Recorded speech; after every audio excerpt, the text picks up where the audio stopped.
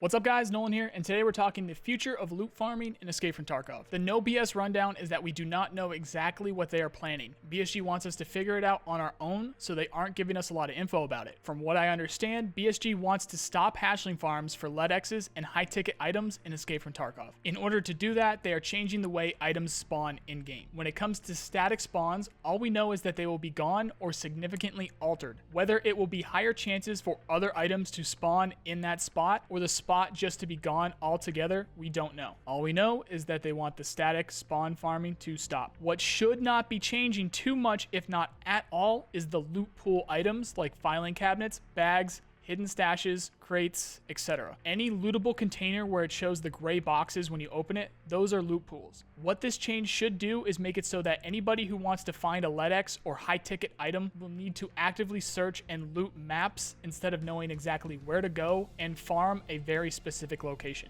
They wouldn't just delete boxes and bags or make M4s spawn in med bags. It will still make sense, and what I described would seem to be the way to do it. The pre-12.6 scenario is that if you want to get a LEDX, then you buy a bunch of Shoreline resort keys and sprint to the specific rooms with the tables, boxes, and desks that they will static spawn on until you find one. The post 12.6 scenario should make those spawns either disappear completely or lower their chances significantly, on top of the chances of those items spawning lots of other places too. So the farmers will most likely either switch to farming something else or at least somewhere else. If you want to know more, here it is. For those of you who don't know, there will be massive changes coming to Escape from Tarkov next patch. We are currently in patch 12.5 and the next will be patch 12.6. Along with a wipe, patch 12.6 will be bringing massive economy and loot system changes in the way of a found in raid items only flea market and a more dynamic loot system. To learn about the found in raid flea market, you can check out my video on that in the description, but for the loot, stay here. And before we continue any further, the most recent estimate on when the wipe will be coming is still less than a month away, and that is from Nikita himself when he last talked to Pestily on his stream. There is no date for the wipe yet.